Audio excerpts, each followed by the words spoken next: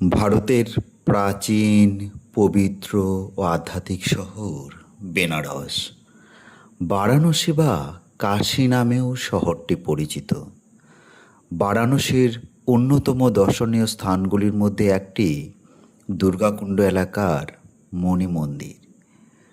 মণি মন্দির নামটি এসেছে সম্ভবত মণি শব্দ থেকে, যার অর্থ রত্ন। এই মন্দিরের নামটিতে দ্বাদশ জ্যোতির্লিঙ্গের প্রতিফলন পাওয়া যায়।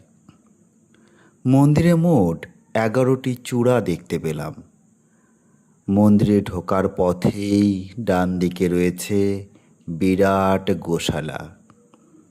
ঢোকার পথে ডান দিকে ফুল, অর্ঘ্য নেওয়ার দোকানের পাশে নির্দিষ্ট জায়গায় ব্যাগ ও অন্যান্য জিনিস রাখার ব্যবস্থা।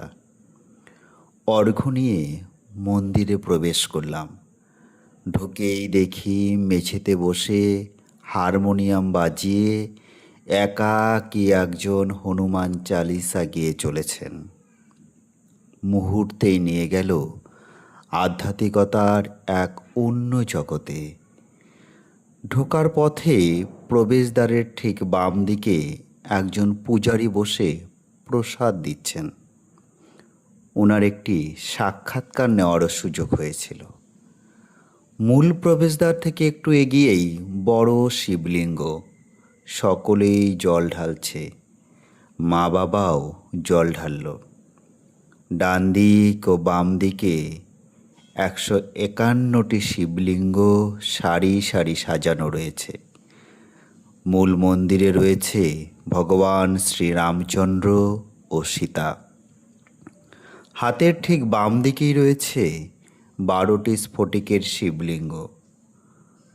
মন্দিরটি প্রথমে ধর্মসম্রাট স্বামী করপার্তি মহারাজের মন্দিরের ওপরে 1940 সালে নির্মিত হয়েছিল। পরবর্তীকালে একাধিকবার সংস্কার করা হয়। ভগবান শ্রী রামচন্দ্রের দরবারের অনুরূপ হিসেবেই এই মন্দিরকে বিশ্বাস করা হয়। মন্দিরের ভেতরভাগ গ্রানাইট নির্মিত। মন্দিরের কেন্দ্রে শ্রীরামচন্দ্র থাকলেও পঞ্চদেব ও অন্যান্য দেবদেবীকেও পূজা করা হয়। মন্দিরের দেওয়ালে খোদাই করা রয়েছে বিভিন্ন মূর্তি ও নকশা, যা আপনাকে ভাবতে বাধ্য করবে, নিঃসন্দেহে আনন্দ অনুভূতি প্রদান করবে।